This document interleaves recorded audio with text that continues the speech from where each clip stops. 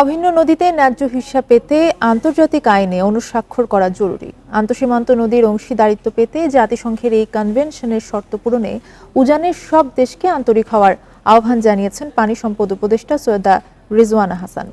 বুধবার এক সেমিনারে তিনি বলেন, শিগগিরই ভারত, চীন সহ উজানের দেশের সঙ্গে আলোচনার প্রস্তুতি নিচ্ছে মন্ত্রণালয়।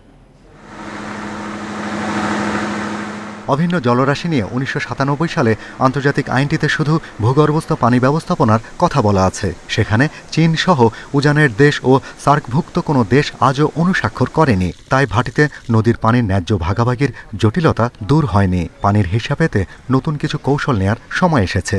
বিশ্ব নদী দিবস উপলক্ষে পানি ভবনে অভিন্ন নদীতে বাংলাদেশের ন্যায্য অধিকার বিষয়ক এক সেমিনারে পানি সম্পদ উপদেষ্টা এ মন্তব্য করেন। আমাদের উজান কিন্তু শুধু ভারত না, আমাদের উজান কিন্তু নেপাল, আমাদের উজান কিন্তু চায়না। আমাদের এই উজানের একটা দেশও এটা স্বাক্ষর করেনি, যেহেতু এটা একটা জাতিসংঘের কনভেনশন। কাজে আমরা যদি অনুস্বাক্ষর করি তাহলে জাতিসংঘকেও আমরা আমাদের কথাগুলো জানাতে পারব। সভায় উপদেষ্টা আরও বলেন, উজানের দেশের নদীর উপর কত বাঁধ ও স্থাপনা নির্মাণ করেছে তার তথ্য দেয় না। এতে ভাটির দেশগুলোতে বন্যার প্রাণ ও সম্পদহানি তীব্র হচ্ছে। এখানে জল ব্যবস্থাপনা ঝুঁকিতে ফেলছে।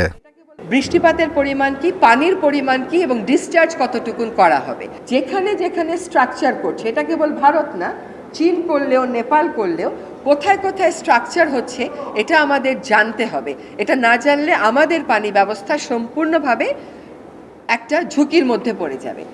ভারত মিয়ানমারের সাথে বাংলাদেশের ৫৭টি আন্তঃসীমান্ত নদী, এর বাইরেও প্রায় ১০০ নদী প্রতিবেশী দেশের সাথে প্রবাহিত। এসব পানি নিয়ে দ্রুত আলোচনা হবে বলে জানান পানি উপদেষ্টা। Shahriar Anirban, independent news, Dhaka.